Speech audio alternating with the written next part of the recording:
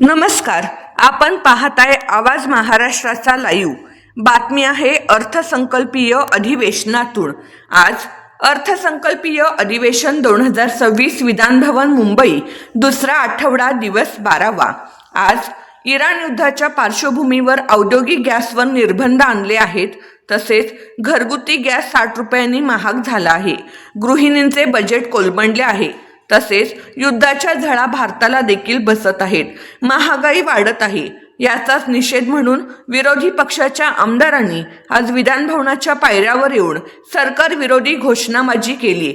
गॅसचा तुटवडा करणाऱ्या सरकारचा धिक्कार असो, गॅस दरवाढ करणाऱ्या सरकारचा धिक्कार असो, गरिबांच्या विजलेल्या चुलीतलं विस्तव हेच परराष्ट्र धोरणाचे वास्तव.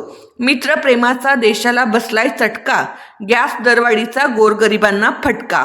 पाहुयात आमचे विधानभवन प्रतिनिधी नयन डोंबरे यांनी घेतलेला आढावा.